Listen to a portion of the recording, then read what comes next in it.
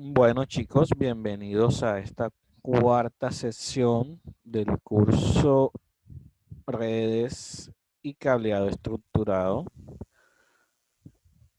A lo largo de las anteriores sesiones hemos recorrido los conceptos básicos de todo lo que compone una red, los términos más conocidos y que debemos conocer, definiciones. El día de hoy vamos a empezar con la teoría de direccionamiento.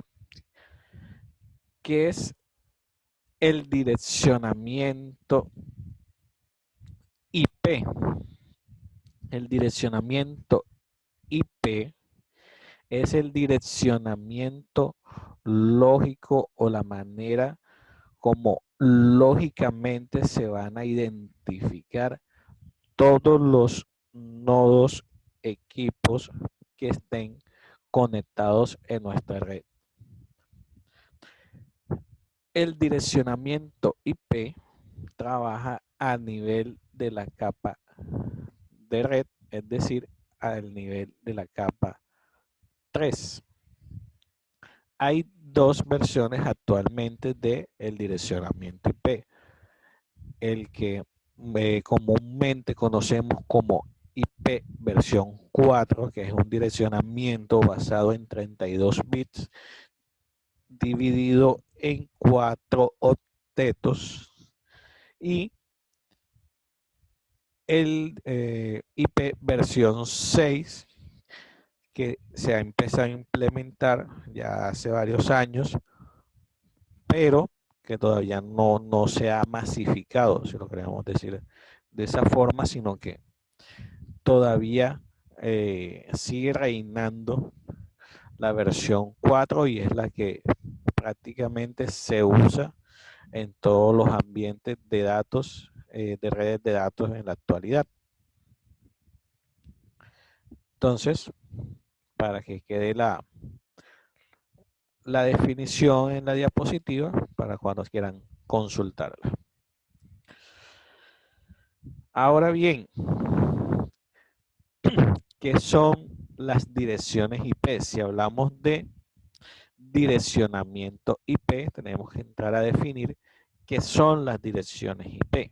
Entonces, las direcciones IP en una definición simple es un conjunto de 8 dígitos separados por puntos que forman 32 bits. Ya siendo un poco más específicos, podemos decir que es el estándar que se emplea para el envío y recepción de información mediante una red. Las direcciones IP son las que identifican un equipo o un nodo en la red. Son las que, ya este se los dije, es el conjunto de 4 números. Y ese conjunto de 4 números o de 4 octetos va de 0 a 255. Ya eso lo vamos a empezar a ver a más profundidad a continuación. Los números en decimal que hacen parte del direccionamiento IP, normalmente los encontramos como por ejemplo 192.0.0.1, también se pueden y de hecho deben ser expresados en números binarios para poder identificar cuáles son, por ejemplo, los bits que hacen parte o hacen referencia a la red o a las subredes y los bits que hacen referencia a los hops. Ya todo eso vamos a empezar a entenderlo en la medida que vamos a ir avanzando. Entonces, por ejemplo, en decimal, una dirección IP se expresa como 192.168.0.1 y es la notación que normalmente utilizamos siempre cuando nos preguntan cuál es la dirección IP de nuestro equipo y ese tipo de cosas. Pero esta notación o este número decimal tiene un equivalente en binario. El equivalente en binario lo que hace es, ya también lo vamos a ver a través de ejercicio, es cada una de esas cifras que están separadas por puntos, 192.168.0.1, dividir eso en octetos binarios. ¿Qué quiere decir eso? Básicamente y sencillo es expresar cada uno de estos números en su equivalente en binario. Entonces tenemos para el ejemplo que el 192 en binario es 110000. Punto, el equivalente de 168 en binario, 1010101000 y así sucesivamente. A partir de este momento, si queremos empezar a trabajar en todo este mundo de las redes, a empezar a armar subredes y ese tipo de cosas, tenemos que aprendernos las reglas básicas para convertir de decimal a binario y de binario a decimal. ¿Por qué?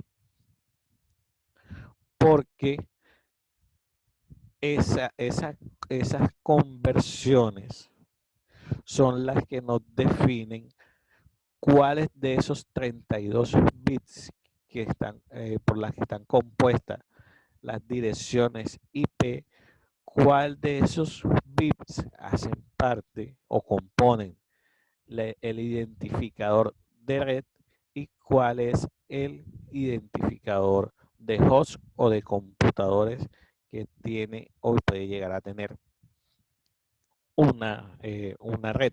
Entonces aquí vemos un poco más explicada la notación binaria, al igual que la decimal. Entonces aquí vemos que los 32 bits completos conforman o se conforman de 8 octetos, es decir, de 4 separaciones de 8 bits. Esos octetos representan cada uno de los números decimales que hacen parte de la dirección IP, y cuando hablamos de la notación decimal es cada uno de esos números decimales, encontrarle su equivalente en binario. Ya vamos a ver para qué nos sirve eso. Entonces, las direcciones IP en la actualidad más usadas son las IPv4, que está compuesta por 4.294.967.216 direcciones IPs únicas. Aunque parece un número bastante grande, en la actualidad, dada la cantidad de redes existentes y la cantidad de equipos que se están conectando simultáneamente a la red, esto se nos está quedando pequeño.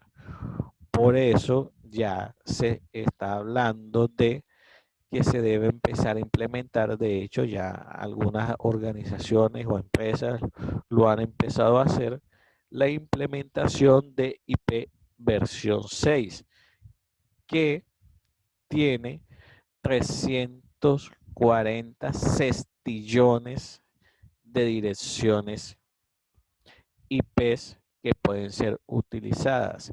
¿Cuál es la diferencia básica entre una dirección IP versión 4 y una dirección IP versión 6? No se los incluye ahí, pero la diferencia esencial entre las dos es que mientras las direcciones IP están únicamente compuestas por números decimales con su respectiva notación en binario, las direcciones IP versión 6 están expresadas en números hexagesimales, es decir, combinación de números y letras. Eso es lo que permite que se tenga o se disponga de esta cantidad de direcciones IP posibles a utilizar. Ahora bien, hay dos formas o tipos de direcciones o de asignar direcciones IP a un host dentro de la red.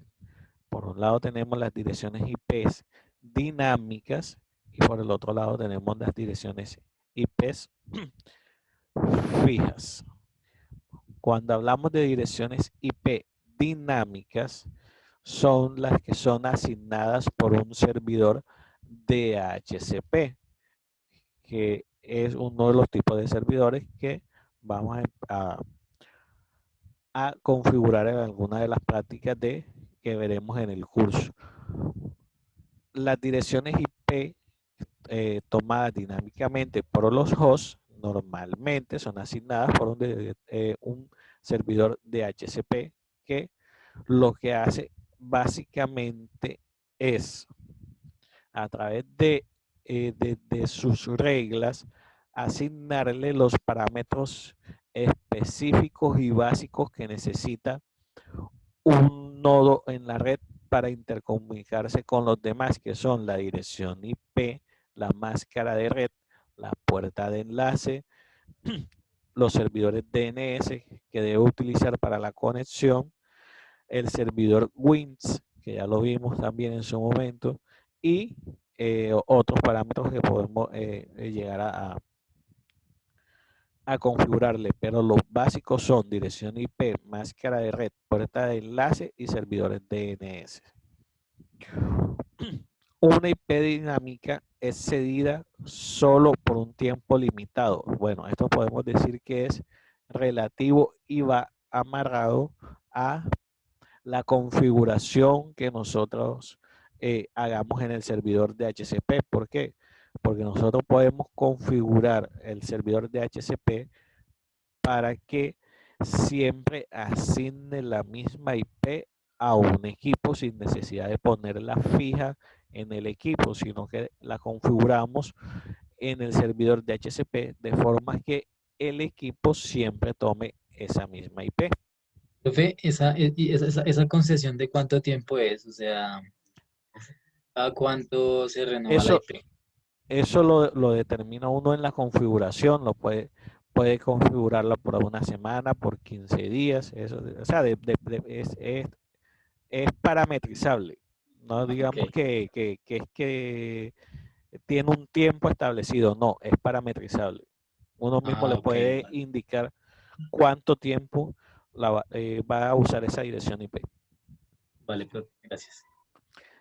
El servidor DHCP, ya se los mencioné, provee los parámetros de configuración específicos para cada cliente o equipo. ¿Cuáles son esos parámetros? Ya se los indiqué. Dirección IP, la máscara de red, puerta de enlace y servidores DNS. Eh, y en el caso de que exista el direccionamiento hacia los servidores WINS, que son los servidores de nombre NetBIOS, pero normalmente eso no se utiliza. Ahora, las IP fijas. Las IP fijas son las IPs que no son recibidas por parte de un servidor de DHCP, sino que configuramos nosotros o los administradores de red de forma manual. ¿Qué tipo de elementos se recomienda que se configuren con IPs fijas? Por darles dos ejemplos, las impresoras y los servidores.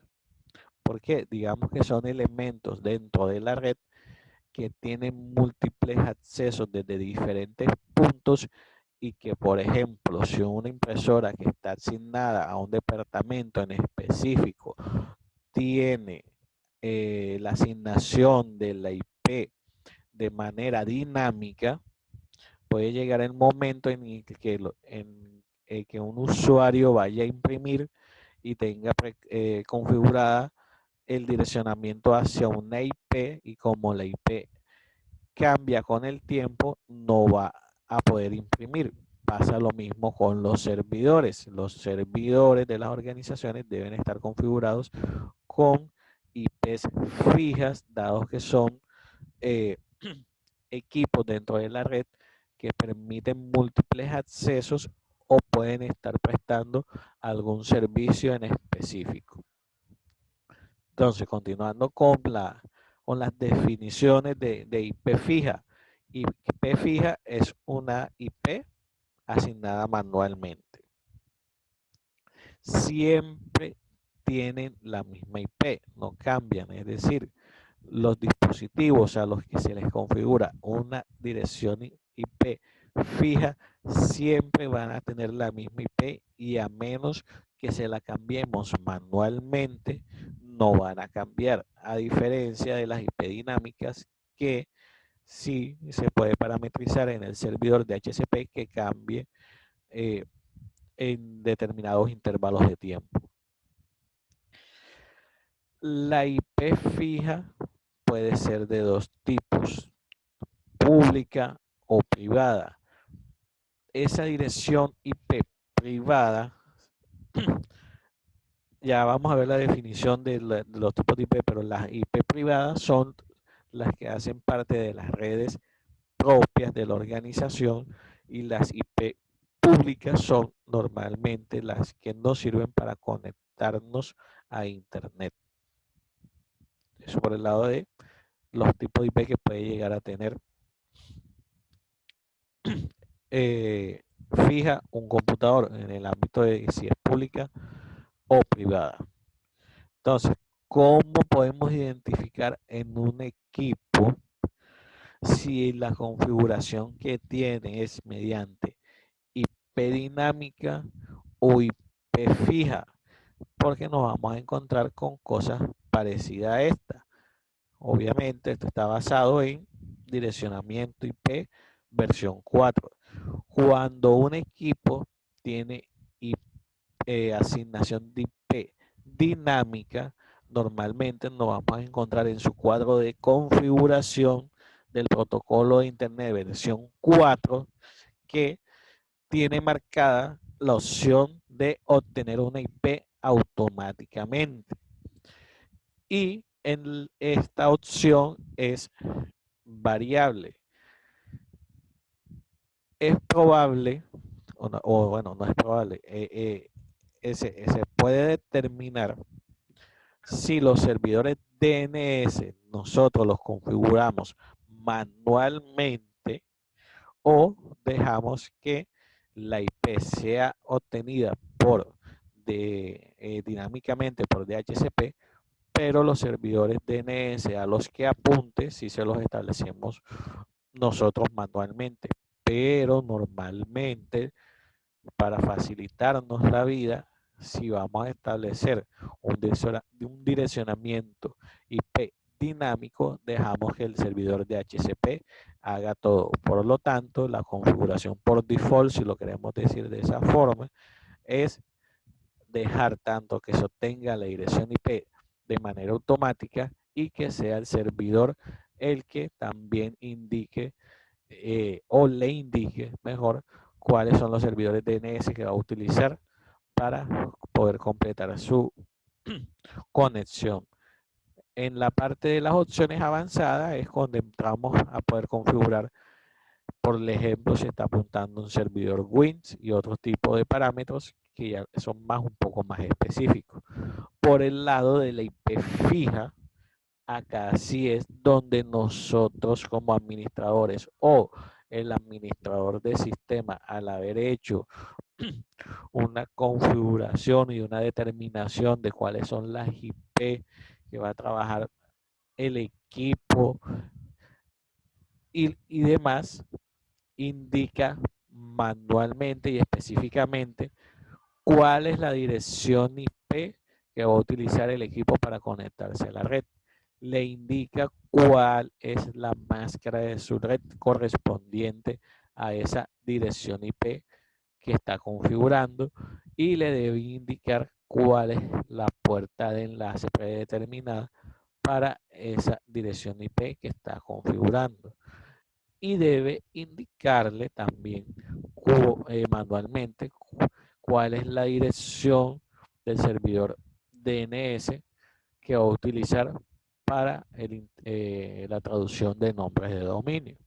Normalmente se utilizan las direcciones por default. Algunos administradores aquí utilizan la dirección IP que apunta al servidor de Google, que es una IP pública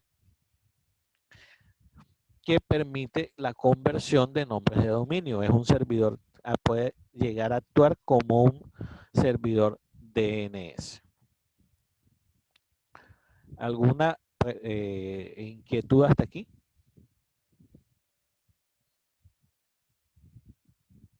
No, profe. Listo. No, señor. Dígame. No, que no, profe. Pero escuché yo.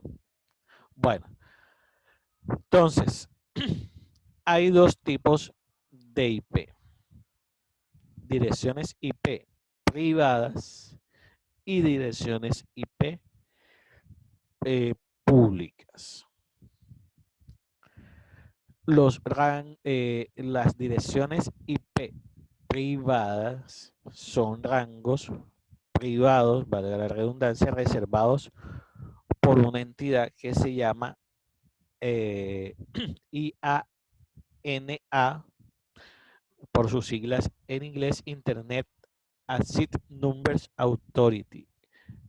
Estas direcciones IP privadas son las que nosotros usamos normalmente para configurar nuestras redes en las organizaciones. Esas direcciones IP no tienen o no requieren que sean direcciones IP públicas. Es decir, una IP pública puede llegar a ser utilizada como una dirección IP privada, pero una dirección IP privada no se puede utilizar para conectarnos a Internet, por un ejemplo. El espacio de direcciones de las direcciones IP privadas no es asignado a ninguna organización en particular. ¿A qué va esto? Que dos organizaciones, un banco y un concesionario y un hospital, pueden llegar a manejar el mismo rango de direcciones IP privadas. ¿Por qué? Porque estas direcciones IP privadas lo que nos permiten es la comunicación en nuestras redes internas. Las direcciones IP privadas están divididas en tres bloques, que son el que va desde la 10.0.0.0 hasta la 10.255.255.255. En su notación en bits sería la 10.0.0/8. El otro bloque de direcciones que se puede utilizar es el que va desde la 172.16.0.0 hasta el 172.31.255.255. En su notación de bits, 172.16.0.0/12. Eso ya lo vamos a entender más adelante, qué quiere decir ese /8 y ese /12. Y el otro bloque asignado para las direcciones IP privadas que podemos nosotros utilizar en nuestras organizaciones o redes LAN o redes caseras es el 192.168.0.0 al 192.168.255.255 en su notación de bits 192.168.0.0/16. Estos son los tres bloques o los tres intervalos o los tres rangos de direcciones IP asignados para ser utilizados como IPs privadas. Repitiendo nuevamente, estos rangos de IP son los que nosotros podemos asignar o utilizar para trabajar en nuestras redes privadas, ya sea un hogar, sea una oficina o sea una organización. Por el lado de las IPs públicas, estas direcciones IP son las que son vistas o utilizadas para conectarnos a Internet. Entonces, estas direcciones IP son públicas en Internet. Cuando un equipo de nuestra red necesita conectarse a Internet, siempre va a requerir de una IP pública para poder conectarse a él.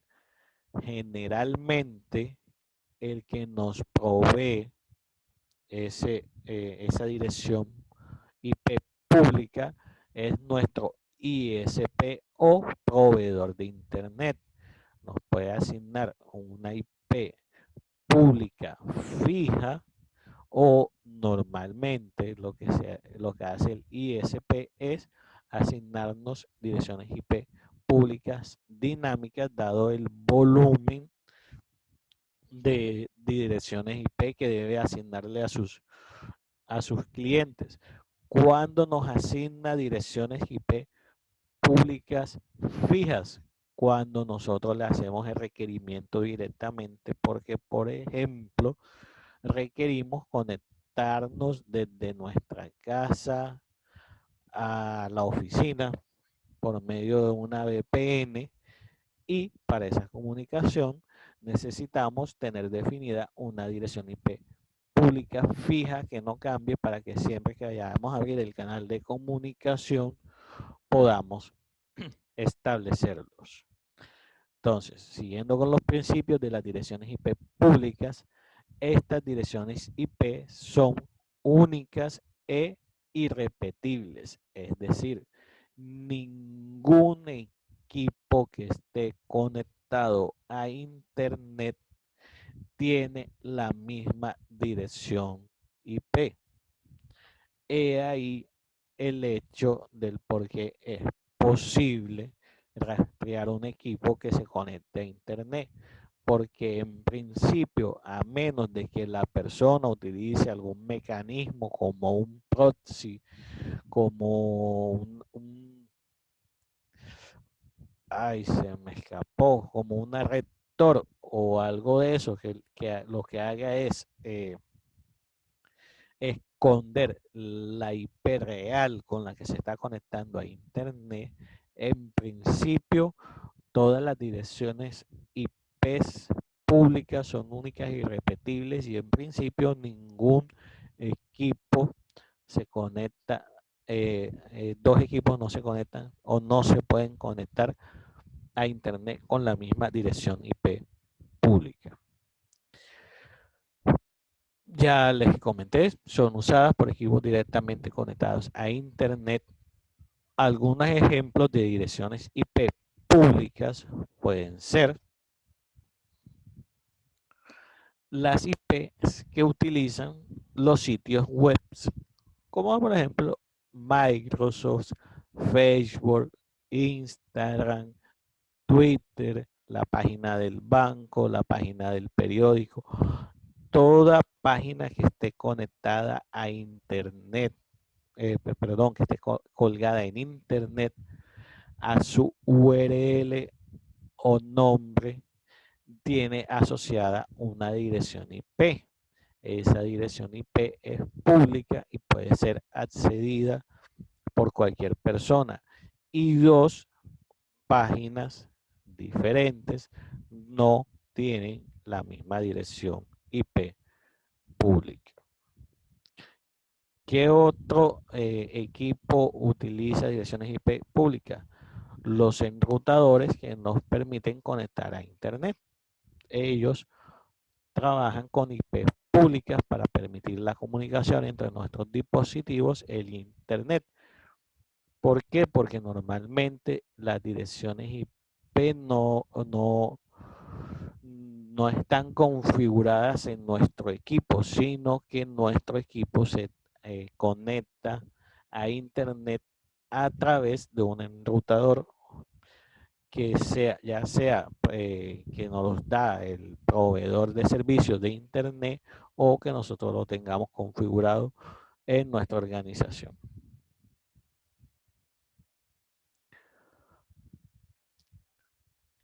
Clases de direcciones IP. Cuando hablamos de clases, estamos diciendo que las direcciones IP están categorizadas.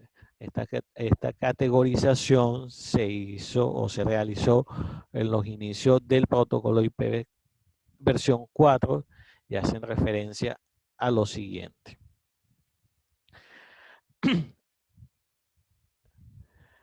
Hay o se definen cinco tipos de direcciones IP. Hablamos de las direcciones clase A, de las clase B, de la clase C, de la clase D y de la clase E. Las clases A, B y C son las que utilizamos normalmente para conectarnos a Internet, para configurarlas en nuestras redes WAN, a nuestras redes LAN. Las clases D son las utilizadas para multicache, ya lo vamos a ver qué es eso, y las clases E son utilizadas para investigación y desarrollo, por eso se dice que son reservadas. O sea, vamos a ver cada una de ellas en detalle para entenderlas mejor. Cuando hablamos de una dirección IP clase A, la podemos identificar porque siempre, déjame activo el puntero láser, las direcciones IP clase A siempre van a iniciar con el primer bit en 0. En diapositivas anteriores dijimos, las direcciones IP están divididas en 4 segmentos de octetos para completar los 32 bits. Cuando una dirección IP es convertida de su notación decimal a binaria, cuando el primer bit de ese octeto, de ese primer octeto empieza en 0, ya sabemos que hace parte de la clase A. Para la clase B, los dos primeros bits del primer octeto siempre serán 1 y 0. Se vuelve y parte del mismo principio. Cuando nos pidan identificar si una dirección IP es clase A, clase B, clase C, clase D o clase E, nos las van a dar en notación decimal y nosotros lo que tenemos que hacerla es convertirla en notación binaria y empezar a establecer cómo comienzan esos primeros octetos. Entonces ya dijimos, para la clase A el primer bit siempre es 0. Es decir, si cuando nosotros hacemos la conversión en este primer octeto inicia en 0, ya sabemos que es una clase A. Si los dos primeros bits del primer octeto son 1 y 0, hablamos de que es una clase B. Si los tres primeros bits del primer octeto son 1, 1, 0, podemos decir que es una dirección clase C. Si los cuatro primeros bits del primer octeto son 1, 1, 0, estamos en presencia de una dirección IP clase D. Si los cuatro primeros bits del primer octeto son 1, 1, 1, 1, estamos en presencia de una clase E. Vuelvo y repito, para poder saber cómo inician estos octetos, tenemos que convertir la dirección IP que nos dan en notación decimal a notación binaria y ver cómo inician ese primer octeto para poder identificar a cuál clase pertenece. Profe, ¿qué es el multicasting? El multicasting, a ver, una definición así sencilla. El multicasting es el envío de información en múltiples redes a múltiples destinos simultáneamente. Es decir, a través de este conjunto de direcciones IP que hacen parte de la clase D, un emisor puede enviar un flujo de datos a todo un grupo simultáneamente. ¿Cuál es la diferencia entre una dirección multicasting y una dirección IP clase A, clase O, clase C? En estos casos, la comunicación siempre podría decirse que es punto a punto, en el sentido de que siempre la comunicación parte de un punto A y llega a un punto B. Con las direcciones IP multicasting, las comunicaciones se pueden realizar entre un punto A y múltiples puntos.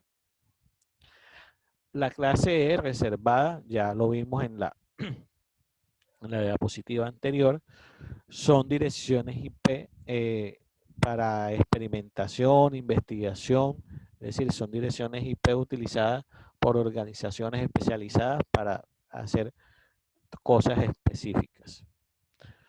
Entonces, para que se entienda un poco mejor y en resumen, podemos decir, las direcciones que van en notación decimal del 1 al 127, es decir, que su primer bit inicial es 0, son clase A. ¿Cuáles son esas direcciones IP? Las que van desde las 10.0.0.0.0 a las 10.255.255.255. ¿Cuál es la máscara de su red predeterminada? Ya vamos a ver qué es eso de máscara de su red predeterminada para esta clase A, 255.0.0.0.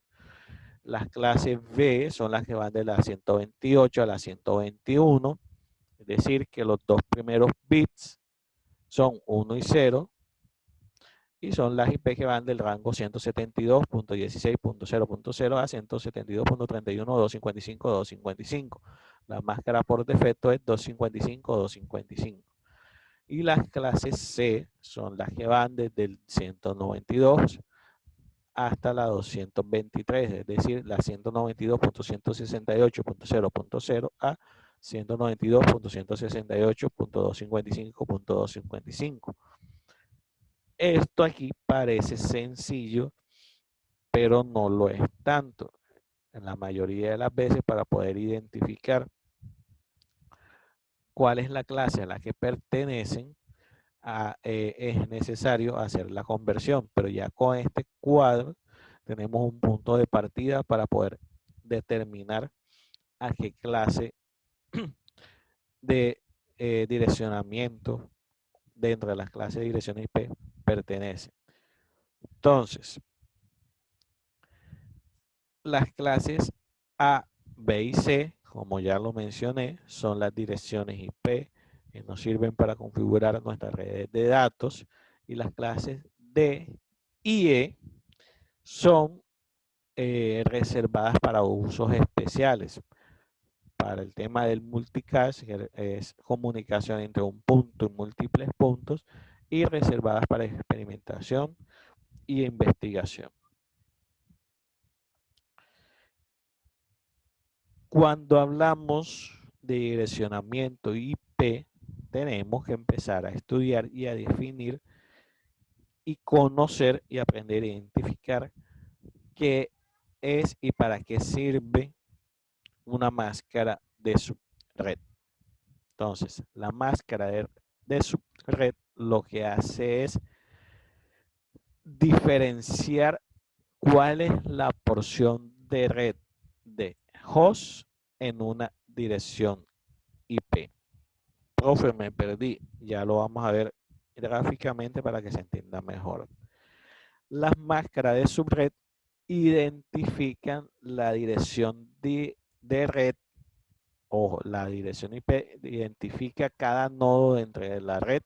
La máscara de subred identifica la dirección de red o ID de red a la cual pertenece la dirección IP de un host. Esto parece un poquito complicado, pero en la medida de que vayamos mecanizando y haciendo los ejercicios, se comprende mejor el concepto. La máscara de subred se representa con todos los bits en 1 en la porción de red y todos los bits en 0 en la porción de host. Acá se invierte, mientras que en la dirección IP los bits están en ceros, los bits en las máscaras de subred están en 1. Ya lo vamos a ver en la gráfica. Entonces, las máscaras de subred es una combinación de bits que delimitan a una red mucho más grande. Entonces, por ejemplo, en nuestras organizaciones, a pesar de que hay una red macro, por decirlo de esa forma, esa red está dividida o debe ser dividida por departamentos. Cuando decimos que en una empresa hay diferentes departamentos, lo ideal es hacer o dividir esa red macro en subredes. Y eso o a eso es lo que nos ayuda las máscaras de subred. A pesar de que el direccionamiento IP sea similar en clase, es decir, las direcciones IP de la organización pueden estar definidas por 192.168.0.1 hasta la 162.168.0 hasta 255. La máscara de su red lo que hace es identificar o dividir cada departamento para que sean independientes y que al mismo tiempo puedan comunicarse entre sí, y al mismo tiempo poder, por ejemplo, definir políticas de acceso, como por ejemplo que un equipo de cartera no pueda conectarse con un equipo que está en gerencia y ese tipo de cosas. La máscara de subred le indica a los equipos qué parte de la dirección IP es la red y qué parte es de host. Esto a lo que ayuda es a identificar a qué parte de la subred pertenece.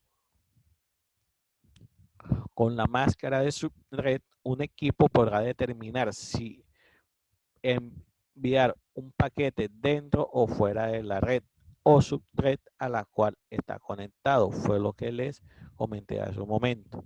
Nosotros podemos determinar a través de las configuraciones de seguridad si las subredes se pueden conectar o tener comunicación o envío de paquetes o no.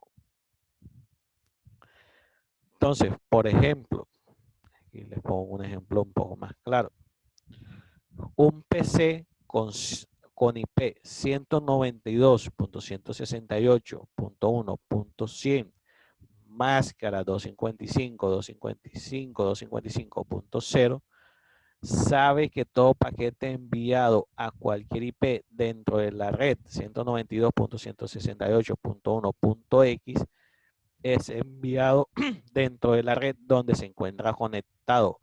Cualquier otra combinación de IP distinta a 192.168.1.x será enviada a la puerta de enlace y será la puerta de enlace o el gateway el que determine a qué subred debe ir a buscar el destino de ese mensaje. ¿Se entendió la idea hasta ahí? ¿O se ha entendido?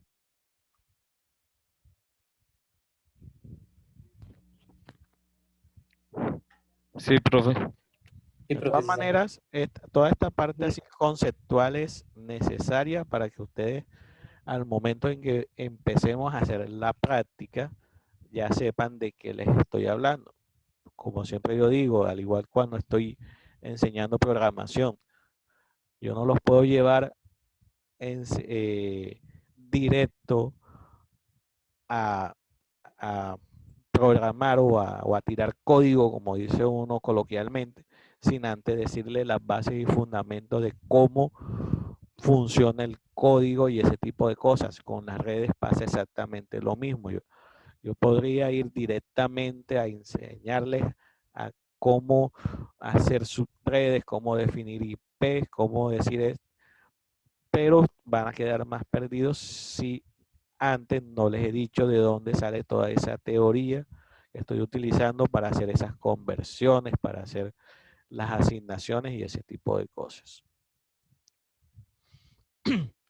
Ejemplos de máscara de subred. Entonces vamos a ver algunos ejemplos. Entonces aquí es donde vamos a ver las diferencias que yo les dije ahorita. Cuando hablamos de una máscara de subred clase A, quiere decir que los 8 bits del primer octeto todos están en 1. Si notan la diferencia con la definición de cuando decimos una dirección IP clase A, donde me dice en la dirección clase A, el primer bit del primer octeto es 0. Cuando hablamos de máscara de subred, que es el identificador de dónde está ese nodo dentro de la red, nos dice una máscara de subred es clase A cuando los 8 bits del primer octeto son 1. La notación binaria es todos los primeros bits del primer octeto están en 1 y los demás están en 0. Eso en notación decimal es 255.0.0.0. Ahora, ¿cuándo es clase B? Cuando los 8 bits de los dos primeros octetos están en 1. Entonces, aquí estamos hablando de una dirección clase B, que sería los dos primeros octetos de esa máscara de subred están en 1. Entonces, si se dan cuenta, aquí ya va apareciendo el 8 bits y el 16 bit. Este 8 bits y 16 bits son los que aparecen cuando decimos por decir algo, voy a inventar, no necesariamente tiene que ser esa máscara de subred a la que le pertenece, sino que decimos 192.168.0.1/8. Lo que está diciendo es, esa dirección IP pertenece a una máscara de subred clase A. A eso es lo que hace referencia ese /8/17 que puede haber también /17. Ahora, cuando decimos que es clase C, cuando los 8 bits de los 3 primeros octetos están en 1. Entonces aquí hablamos de una máscara de 24 bits. Entonces, cuando encontramos una máscara de subred del tipo 255, 255, 255. Estas que yo les estoy mencionando son lo que se conocen como máscaras de subred por defecto. Las máscaras de subred por defecto son las de 8 bits, las de 16 bits y las de 24 bits. Al momento que empecemos a armar nuestras subredes es cuando vamos a empezar a encontrar otros números diferentes aquí al 8 bits, 16 bits, 24 bits. Ya lo vamos a ver más adelante. Cuando hablamos de una máscara de subred de clase D, no mentira, cuando hablamos de una máscara de subred de clase host, es que todos los 8 bits de los 8 octetos están en 1. Entonces, todos los bits están destinados a ser host. Entonces, hablamos de la máscara de subred 255, 255, 255. Normalmente, o mejor dicho, esta máscara, este tipo de máscara, no la vamos a encontrar. Profe, ¿por qué no la vamos a encontrar? Porque aquí en esta máscara todos los bits fueron destinados o usados para armar subredes y no se dejó espacio para equipos o para hosts. Mientras que en la clase A se deja todo este espacio para uso de hosts, en la B todo este espacio, en la C este espacio, en esta no queda espacio. Entonces, para que se vea un poco más claro, entonces las máscaras de subred por defecto son la clase A. El primer octeto hace referencia al identificador de red y los otros 3 octetos o los otros restantes 24 bits a host. Entonces, cuando encontramos la máscara de subred por defecto 255.200 o la notación /8, a que hace referencia el /8 a esto que está aquí, de que los 8 primeros bits del primer octeto están en 1. Cuando hablamos de una máscara de subred de tipo de clase B, los 2 primeros octetos están en 1 o están siendo utilizados, o los 16 primeros bits están siendo utilizados para red. Aquí los 8 primeros bits están utilizados para red en la clase A. En la clase B, los 16 primeros bits están asignados a red y los 16 restantes para host. Es cuando encontramos la máscara 255, 255, 00 o la notación es las 16. Lo mismo con la clase C. Los 24 primeros bits están destinados a identificación de red y solo los restantes 8 bits para asignaciones de host.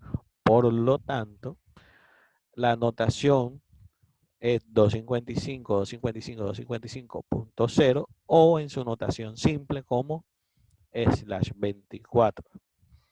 Cuando encontramos notaciones diferentes, cuando por ejemplo encontramos máscaras de subred de este tipo. Entonces, aquí, para entender el cuadro, la primera línea hace referencia a una IP que está dentro del rango de esa máscara de subred. La segunda línea, la segunda columna, perdón, hace referencia a la máscara de subred por default. La tercera columna hace referencia a cómo se expresa esa máscara en notación bits.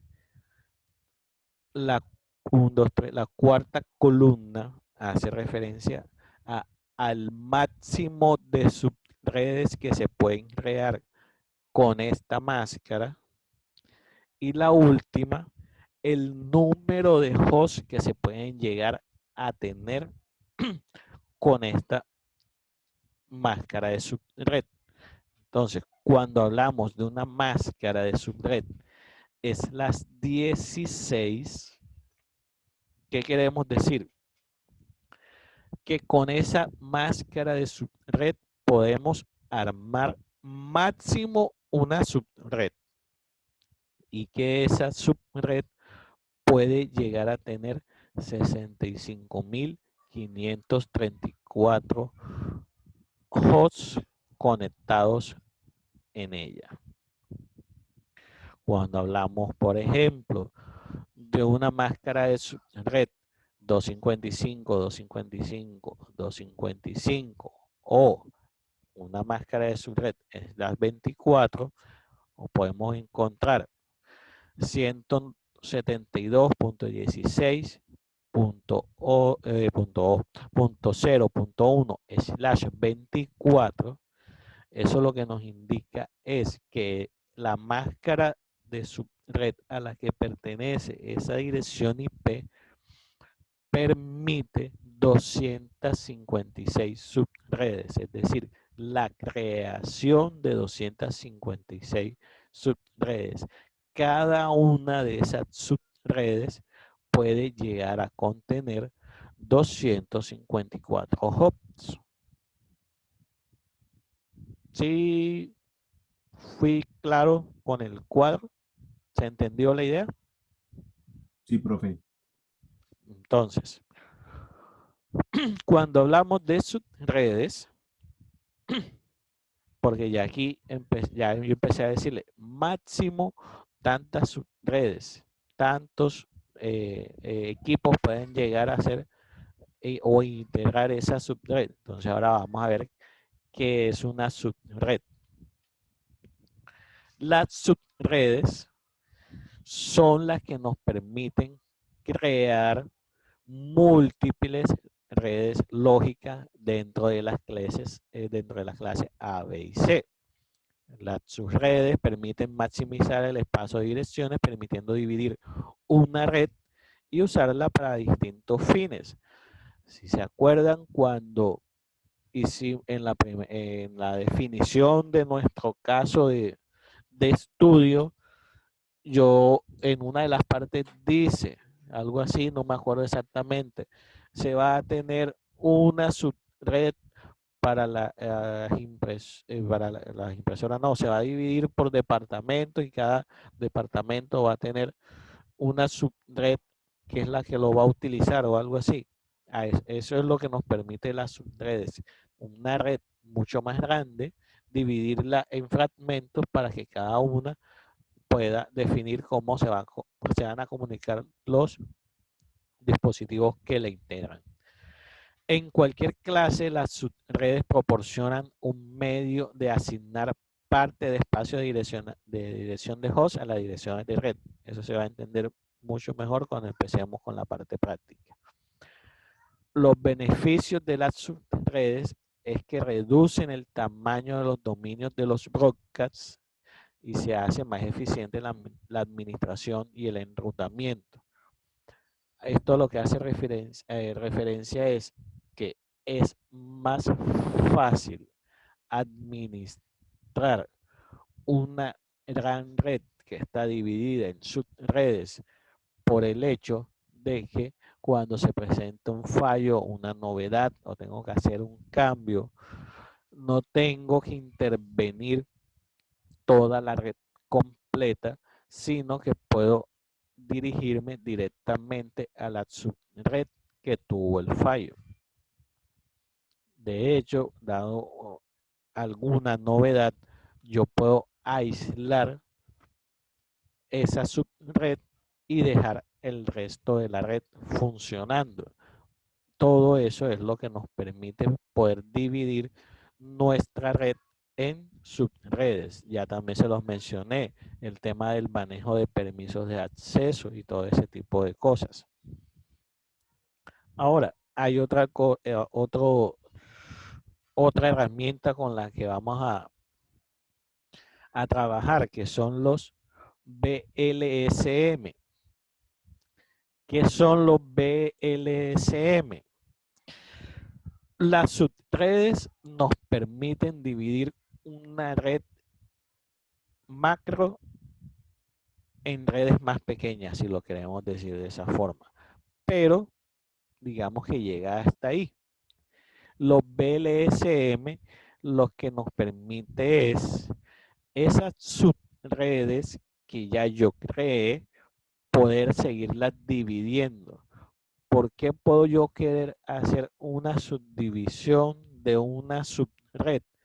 Por ejemplo, cuando yo hablo del departamento, un departamento así de costos, puedo decir que costos lo integra crédito, cartera y nómina. Y puede que yo en ese departamento tenga 30 computadores. Cuando yo hago la división de la subred, cuando yo hago el direccionamiento, yo puedo definir como son 30 computadores, al dividirlo en subred, él lo estandariza, es decir, me lo divide 10, 10 y 10. Pero puede que en crédito yo solamente necesite 2 de esos 10, que en cartera no necesite 10, sino que en realidad necesite 12. Entonces puedo tomar ya 2 de los que me quedaron del otro departamento, y en sí eso es lo que me permite hacer los BLSM, que esas subredes que ya yo creé a partir de la máscara de subred, la pueda seguir subdividiendo para adaptar mejor mi red a las necesidades que yo tenga. Para ponerles una definición para que les quede en la diapositiva, los BLSM lo que permite es utilizar diferentes máscaras para cada subred y de esta forma hacer más eficiente el uso del espacio de direcciones IP.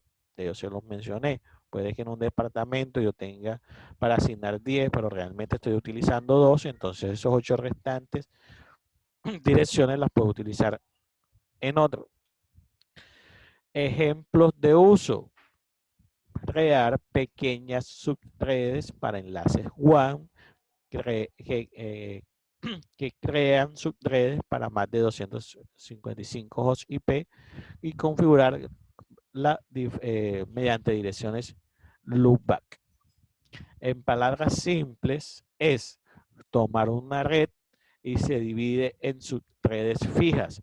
Luego se toma una de estas subredes y se vuelve a dividir, y así hasta ajustar el tamaño que se necesita para cada porción de red o de subred. Gráficamente, si lo queremos ver, entonces cuando nosotros hacemos la subdivisión a partir de la máscara de subred, entonces tenemos redes de igual tamaño. Entonces aquí tenemos una división que es 30, 30, 30, 30, 30 hosts. lo que me permite el BLSM es que una de esas subredes de 30 hosts yo la puedo seguir subdividiendo. Entonces, esta subred se divide para crear 8 subredes más pequeñas de 4 hosts cada uno. ¿Listo? ¿Quedó claro el concepto de para qué nos va a servir el BLSM? Sí, profe. Listo. La sumarización, por su parte, sumarizar es ayudarle a nuestro enrutador a reducir la tabla de enrutamiento, permitiéndole que maneje mejores y más eficientes rutas de comunicación. ¿Cómo se hace eso? Con la sumarización lo que hacemos es resumir la información de 2 o más subredes que están continuas en un solo bloque de IP. Esa es la definición. Ahora que empecemos a hacer los ejercicios prácticos se va a entender mejor. ¿Qué beneficio tiene esto? La reducción y la creación y la saturación de las entradas de las tablas de rutas que tienen nuestros enrutadores. Reducir el volumen de información que contienen nuestros enrutadores. Aumenta la estabilidad de las tablas de ruteo, se mantiene. Estas tablas se mantienen si se están activas, si se están utilizando, si no se utilizan, se renuevan para adaptarse a mejores rutas. Y esto, lo más importante es que reduce el consumo de recursos de memoria y CPU que utilizan los routers para permitir la comunicación. Al reducir esto, nuestros routers se vuelven más eficientes. ¿Qué hace la sumarización? Se los voy a poner aquí en la tabla, se los voy a tratar de explicar, pero cuando hagamos el ejercicio les aseguro que va a quedar mucho más claro. Aquí en rojo yo les marco que estos bits son en común para todas estas subredes. Básicamente lo que hace la sumarización es que integra o simplifica la definición de cada una de estas subredes y el enrutador cuando va a hacer el enrutamiento, por decirlo redundantemente, ya no va a tener que guardar toda la información completa, sino que guarda la ruta sumarizada.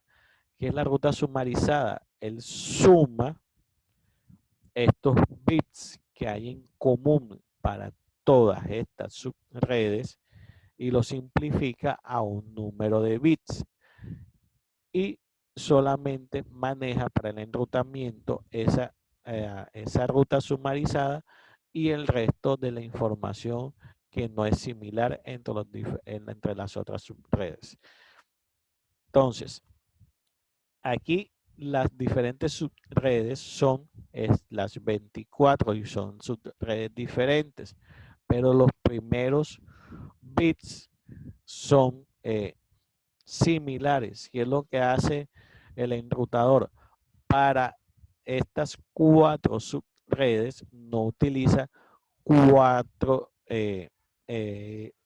rutas o almacena 4 rutas de enrutamiento, sino que almacena una única ruta sumarizada que para estas 4 subredes sería 10.10.00/19. Entonces que aquí no se va a entender muy bien, pero les aseguro que ahora, mañana, de hecho, que empezamos a hacer los ejercicios, se va a entender mucho más. ¿Qué vamos a hacer mañana? Mañana ya vamos a empezar con los cálculos de direccionamiento IP. Entonces vamos a empezar a decir cómo lo podemos hacer, cómo lo vamos a hacer, qué necesitamos. Entonces, para el cálculo del direccionamiento IP, que es representada por todos los bits en valor 0 en la porción de host de la dirección. La dirección de broadcast es representada por los bits con valor 1 en la porción de host de la dirección. Todas estas definiciones, mañana que empecemos a trabajar con el cálculo de direccionamiento IP, los vamos a entender. ¿Cómo lo vamos a hacer? En una primera práctica, después de unas definiciones simples, vamos a hacer ejercicios de conversiones matemáticas. Profe, ¿cómo así? Ejercicios de conversiones matemáticas. Vamos a empezar a trabajar con conversión de binario a decimal y de decimal a binario para poder entender cuáles son los bits que pertenecen a red, cuáles son los bits que pertenecen a host, porque es la 28, perdón, porque es la 128, porque es la 64, porque es la 32, porque es la 16 y todo ese tipo de cosas. Luego, sí, ya vamos a entrar en la práctica del cálculo de las subredes como tal. Entonces por ahí, por ejemplo, les voy a decir, teniendo en cuenta la dirección IP tal, con máscara de subred tal, cuántas subredes se pueden crear o a qué subred pertenece la IP tal con máscara de subred tal. Y ese tipo de preguntas vamos a empezar a definir cómo las respondemos. ¿Preguntas? No, profe, no, señor. ¿Dudas? ¿Cómo les ha parecido? La verdad, Bueno, bastante profe. complejo. ¿Cómo? Creo que era bastante complejo. Yo creo que en la práctica, Sí, es que toda esta, la parte teórica es necesaria, pero sí tiende a dejar muchas dudas ya cuando uno empieza, la parte práctica es que ya empieza a solidificar los conceptos y adquirirlos de mejor forma. Pero es necesario saber de qué vamos a hablar o qué es lo que estamos haciendo. Entonces, para que ustedes empiecen a esa mecanización del conocimiento, van a realizar un pequeño taller que ya está subido en la plataforma. ¿Qué es lo que pide el taller? Que se indique si es clase A, si es clase B o si es clase C a las direcciones IP que yo les voy a proporcionar. ¿Cuáles son las direcciones IP? Estas direcciones IP. Entonces, en base a todo lo que vimos en la sección, ustedes van a revisar la teoría y van a empezar a identificar la dirección 148.17.9.1 pertenece a la clase A, B o C. La 193.42.1.1 pertenece a la clase tal. ¿Listo? ¿Para cuándo está la entrega de esto? Para el día sábado a las 11 de la noche. Lo mismo, en los grupos de trabajo, lo pueden hacer en una hoja de Word, lo pueden hacer en una hoja de Excel. Lo importante es que me suban el archivo a la plataforma con los nombres de los dos integrantes que hicieron el trabajo. Profe, ¿a qué horas? Qué pena. Hasta el sábado a las 11:55 de la noche tienen plazo para subir el archivo. Es decir, a partir de hoy hasta el sábado a las 11:55 de la noche. ¿En qué sesión está el archivo del taller, profe? La sesión número 4. Vale, gracias. Listo, chicos. Entonces, no siendo más, damos por terminada la sesión y nos encontramos el día de mañana Si alcanzamos, que no creo por temas de tiempo, hacemos la introducción al Cisco Packet Tracer, pero es que para empezar con el Cisco Packet Tracer ya tenemos que tener un poco más claro el tema del direccionamiento IP para poder empezar a hacer las configuraciones ya en la simulación. Entonces yo pensaría que mañana mejor nos dedicamos a toda la parte de resolver dudas de cómo es el tema del cálculo de las subredes, cómo es la combinación de binario a decimal, de decimal a binario, qué es lo que quieren decir las notaciones. Y ya el lunes, sí, ya empezamos a los primeros pasos para empezar a simular nuestras primeras redes. Y ahí vamos a ir avanzando poquito a poquito. Lento pero seguro.